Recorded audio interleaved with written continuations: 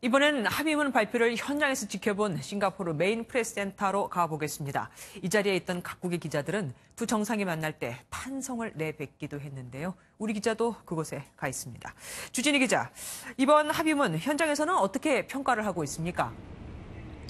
현장에서는 생각보다 부정적인 기류가 좀 많았습니다. 그런 것을 알려면 합의문을 먼저 꼼꼼히 한번 뜯어보면 알 수 있을 것 같습니다. 북한은 미국에게 한반도 비핵화를 약속했고 미국은 북한에게 체제 보장을 건넸는데 이 내용은 사실상 새로운 내용은 아닙니다. 한번 과거에 어떤 이야기가 있었는지 들어보시겠습니다. 조선반도의 비핵화는 우리 수령님과 우리 장군님의 유언이며 우리의 당과 국가와 천만 국민이 반드시 실현하여야 할.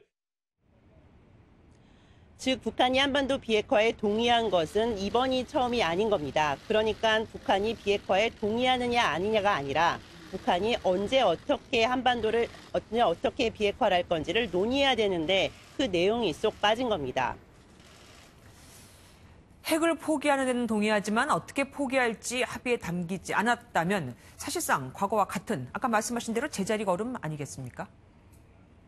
예, 그래서 사실 우려가 많이 나오는 이유가 거기에 있는 겁니다. 북한은 두루뭉실하게 한반도 비핵화를 약속했고 대신 미국으로부터는 대화를 이끌어냈습니다. 북한에게 미국과의 대화가 중요한 이유가 있습니다. 미국과 대화를 하는 것만으로도 국제사회의 대북 제재가 매우 느슨해질 수 있기 때문입니다. 또 합의문을 보면 미국이 북한과의 관계 재정립을 하겠다고 언급을 하면서 앞으로 대화의 여지도 많이 남겨놨습니다. 그러면 도대체 왜 이런 합의를 한 걸까요? 트럼프 대통령도 이런 허점을 모르지 않을 텐데 말입니다. 그 이유를 좀 들여다보려면 트럼프 대통령의 현재 상황을 좀 들여다봐야 합니다. 트럼프 대통령은 현재 여러 가지 스캔들로 국내 정치적인 입지가 많이 좁아진 상황인 만큼 김정은 국무위원장과의 회담이 아주 필요했을 수 있습니다.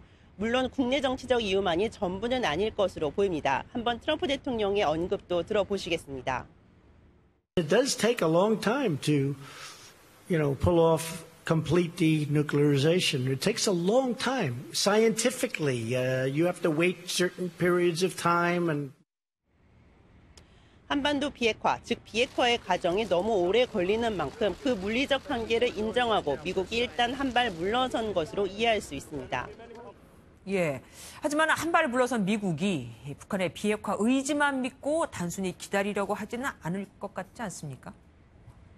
예, 그래서 트럼프 대통령도 단서를 달았습니다. 비핵화 과정이 전부 끝나기 전까지 대북 제재는 풀지 않겠다. 그리고 폼페이오 장관이 이끄는 폼페이오 이끄는 단장으로 하는 후속 회담도 열겠다고 단서를 단 겁니다. 즉 핵 포기 방법과 시기에 대해 앞으로 끈질기게 이야기를 시작하겠다며 물꼬를 단단히 잡아놓고 있는 겁니다. 앞으로 트럼프 대통령이 북한의 비핵화를 압박하기 위해 어떤 카드를 꺼내고 또 평양에는 방문할 수 있을지가 주목되는 이유가 바로 여기에 있습니다. 지금까지 싱가포르에서 전해드렸습니다. 네, 주진희 기자였습니다.